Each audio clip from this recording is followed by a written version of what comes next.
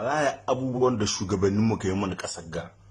musamman namu na arewa wallahi shi na banna mai arewa wato sun mashe mu jakkai ko karmami wallahi in sun kai wani abu har cikin marhillan ga zuciyata ni kajin ciwo ne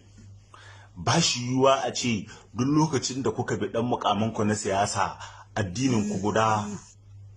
ku raba muna hankali ku nuna muna cewa wai wane ba namu na ba wata ko ku ce mai ƙwaro ko ku ce mai arni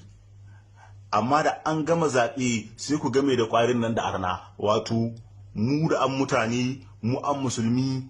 da kahirai ko arna da musulmi ko ƙabila da ƙwaro amma dukiyar mu ita ba musulmata ba kahirata ba ƙwaranyata ba sai ku wawashe ta ku bar mu da ku ci salat ku bar mu da salati kuma ban mu san mu yi magana ba in mutum ya dumi a ce mai dan rena wayo sannan abin takeici ku talakawan wallahi cikin bako na zuciyata ne kajin takeicin kuna aka wahal suwa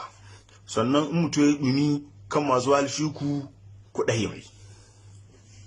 to kaga kuka son takeici juna barin katu ko mi girma ne to la ba mu doka wannan wallahi sai mu yi dumi sannan wallahi kuma ba shi za mu yi ba mu bari ni wallahi da dai ban irin wagga ban dumi ga hoto na bidiyo wallahi ban iya ba amma dai wallahi ita magana sai mun hade ta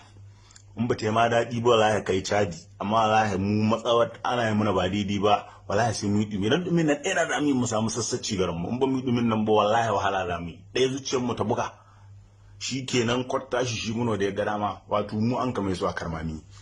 to wallahi sai mu yi magana ya ka duk abin da za ku cewa ku ci duk abin da za ku cewa ku ci sai mu yi magana wallahi sai mu yi dumi sai an